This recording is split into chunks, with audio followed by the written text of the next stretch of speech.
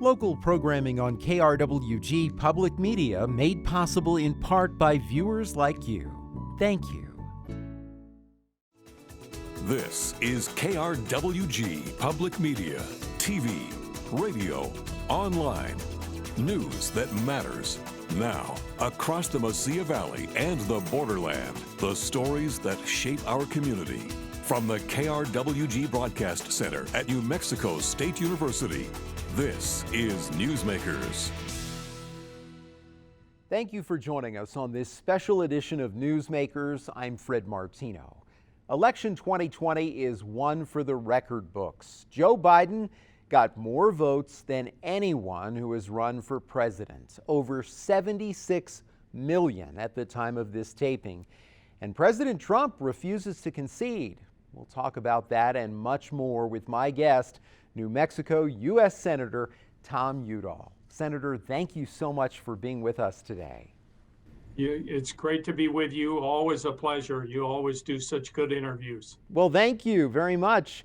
It is great to talk with you today, and I do want to start with the presidential election and your reaction to this really extraordinary time in our nation's history.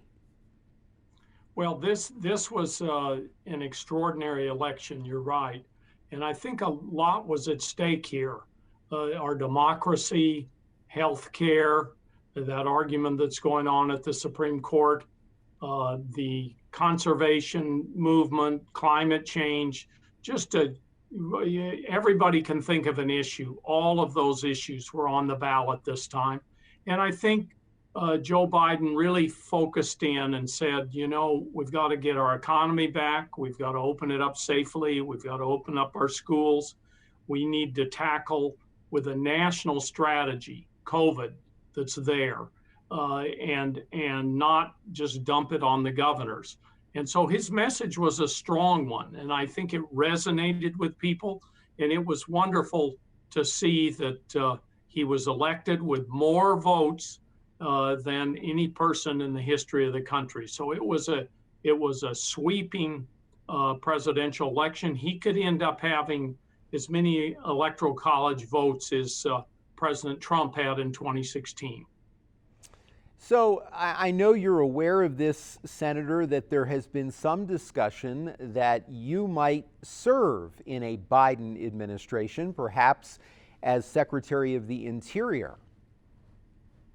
Yes, that's out there. Let me tell you what I'm doing the next 2 months. I mean, these last 2 months are critical, absolutely critical to the state of New Mexico. We have a COVID package that's been sent to us by the House that we're trying to resolve by the end of the year before I'm out of the Senate. We also have an appropriations bill that's under a continuing resolution. That's money here in New Mexico to our bases, to our national laboratories, to our public lands, and all the federal institutions that are in New Mexico. And then we have several other pieces of legislation, justice and policing and things like that are still pending. So I'm going for a strong finish. I'm going to run through the tape. As you know, when I announced that I wasn't running again, I said I'm not retiring. I'm interested in continuing my public service to New Mexico, and we'll just see what happens. I have been on several lists. My Uncle Mo used to kid around and talk about the great mentioner. He says, everybody in Washington always wants to be at the top of the list of the great mentioner. Well, I've ended up at the top of a couple of lists, and so that's fine. But I'm focusing on this strong finish, and then we'll see what happens. And let me ask you, because you did mention COVID relief, let me ask you about that briefly. As you know, a lot of pessimism about this because Mitch McConnell apparently is not interested in a large package, and Democrats, including chiefly Nancy Pelosi, have said, look, we need a large package. We have, besides fighting COVID, we have serious problems with long-term unemployment for many people, with entire industries like the airline industry, movie theaters, hotels that are not going to recover real quickly. That's right. And I think the American people overwhelmingly support a large package, which covers all the things you said. We've got to get that boost in unemployment back. In the bill, we have a heroes relief payment of $25,000 to every single person that's out there on the front line every day. Firefighters, people in our grocery stores, the people you can think of that are really doing the work where they're the most at risk. So I think that people want us to pass a big package. I hope this just isn't another effort to just bring something up and then play politics and blame it on the Democrats because they won't pass it. We had an election. Elections have consequences. So I think it's important that Leader McConnell at least give us the opportunity to vote on the package that came over from the House. That's a minimum of what he should do, rather than bringing up this very small bill that has many kind of poison pills in it. We should vote on the House bill, allow amendments, have open debate, and have a number of votes, because this is very important. This is not good the way McConnell has shut down the Senate. It's very sad for me to see a lot of the traditions disappear in the Senate, as I know it is for Joe Biden, who served in the Senate for 36 years and really liked it. We'll have a chance to talk more about legislation in the Senate, past and present, but before we move on, I do want to get your reaction to President Trump's comments after the election. He called the election a, quote, fraud, and he characterized efforts to count all of the votes as an attempt to disenfranchise, that was his word, voters. What was your reaction to this? Very sad. There's absolutely no evidence of fraud. There's the votes in the states, which are run by states. You have secretaries of state and county clerks who work under them. Everybody's very familiar with our system in New Mexico. The county clerks count it all up, and they send it up to the Secretary of State, and then she certifies it. And every state is going through that. So by the end of this month, you will have the same things we're seeing on the television, more or less, the figures right now, which means that it has been an overwhelming victory for Joe Biden and Kamala Harris. And so what's supposed to happen then? Normally what happens within 24 hours is money's released from the federal government to the president-elect and the vice president-elect to start setting up a transition, to start taking over, to allow facilitation of calls with foreign governments, to collect the books, the transition books that are there. Apparently, Trump has ordered the General Services Department to not help in any way. And this is something that's extraordinary. It's unprecedented as far as I know, anything like that. And so we're still in the process of seeing some very destructive behavior rather than something that's more along the line of respecting democracy, respecting the transition of power. Okay, well, we will certainly be following that and hope for a quick resolution as the Biden transition continues. I want to ask you, of course, about another election outcome. Ray Lujan will take your seat in the Senate. What is your advice as he moves from the House to this role? Yeah, I've had a number of conversations with him. In fact, I spoke with him today. He was on our caucus call today, where the senators meet. We had an election today within our caucus. He participated in that to elect our leadership. So he's hit the ground running here, which I knew he would. I mean, he's been in the leadership in the House. He's been in the House for since 2008, and here we are 12 years later, and he's moving up and getting promoted to the Senate. I really respect him as a legislator. I think he's a wonderful New Mexico leader.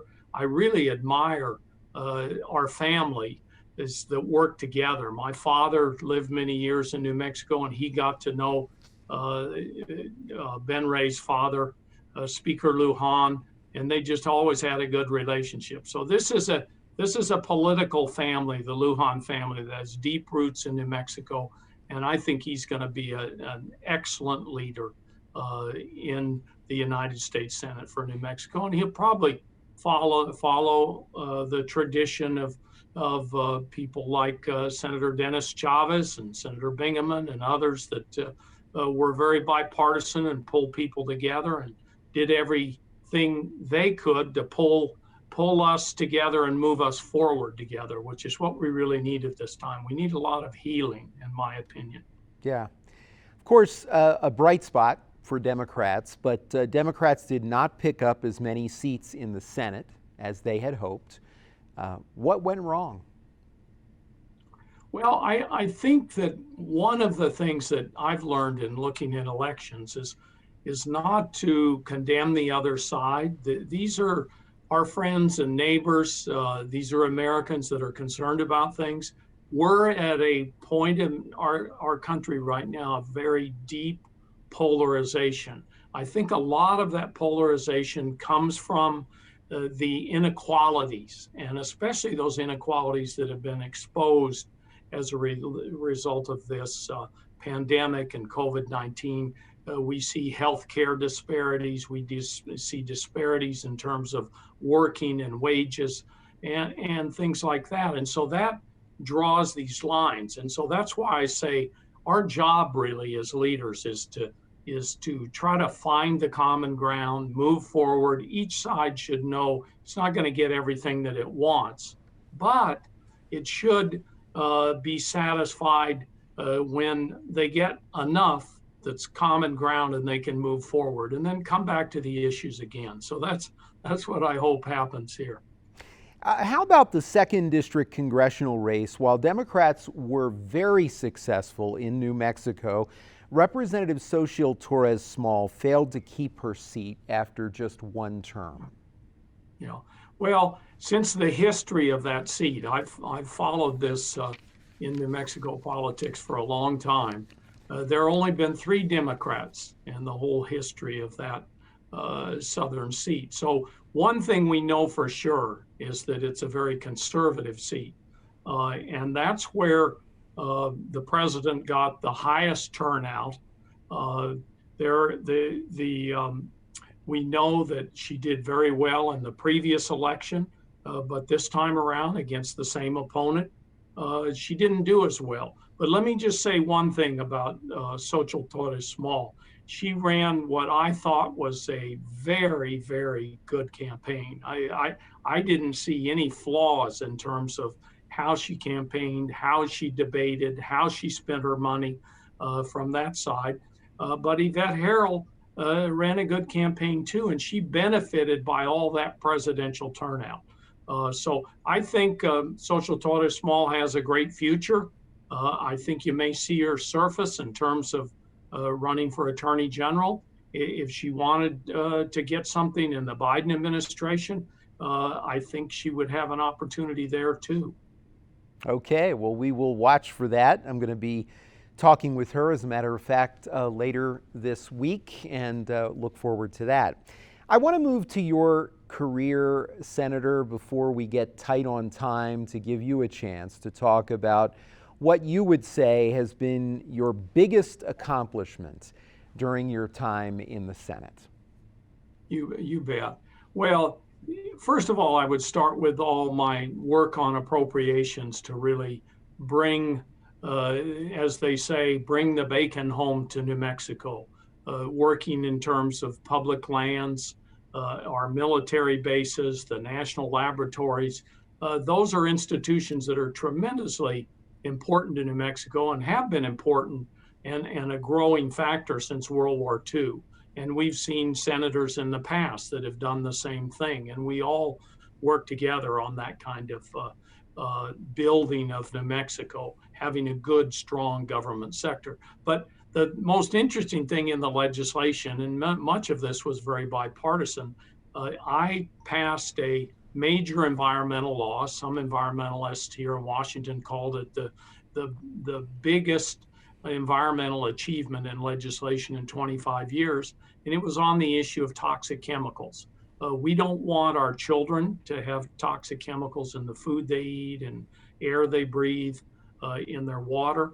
And so we took a law which was completely broken. We stood it back up, and it's the strongest law on toxic chemicals in the whole world. But this administration has really not implemented it well. And there's some wonderful people that are stepping forward to go into the Biden administration to do good implementation. So I'm excited about that. One of the other things is the Great American Outdoors Act. That's the Land and Water Conservation Fund, which my father worked with Congress and started in the 1960s. That Land and Water Conservation Fund, the original dream of the law was to have $900 million a year be spent at the state and local and federal level to create parks, wildlife refuges, grow our great outdoors. And we've finally done that. And so I've been working on that for 22 years since I've been back here. And that was a great achievement. And it actually happened under President Trump. He was trying to cut Land and Water Conservation Fund for so many years, but he turned around and he signed the bill there in the White House. So that was something that I was very, very proud of. And there are many, many other things. It's hard when you jump in and say, what was your biggest accomplishment? But those are some of them there. And I'm just, I'm really, really honored to serve New Mexico and to have served New Mexico for the last 30 years. And like I said, I look forward to serving New Mexico in any capacity I can in the future. Okay. Well, along with being happy about those accomplishments, I'm sure in the time that you've been in the Senate that there have been disappointments. What would you say is your biggest disappointment, the legislation that didn't pass, that you wanted to pass? Yeah, there are some very big disappointments, but let me pick one here. We're losing trust in government. Since the 1950s and 60s, we've seen the complete erosion of trust in our governmental institutions in the House and the Senate and even the presidency. And so you ask yourself, well, why has that happened? One of the reasons is the way we run campaigns. You know, nobody else would advertise themselves by tearing down the system and running really negative things about your opponent. And we're seeing so much money in that effort. I think that has discouraged people. I think people look at the federal government and say, what is it doing for us? What have they done for me lately? And their answer is their families aren't better off. Many families in New Mexico tell me they don't think their children will be able to do as well as them. So I've been a reformer on something called the For the People Act, which is to completely reform our electoral system with all the big money, the corporate money, all these, the dark money, the gerrymandering, the very bad government ethics laws that the Trump administration has been taking advantage of, all of those kinds of things. And it's a major reform package. It passed the House of Representatives. It was the first bill on Speaker Pelosi's agenda, and it came over to the Senate and it went into Mitch McConnell's graveyard.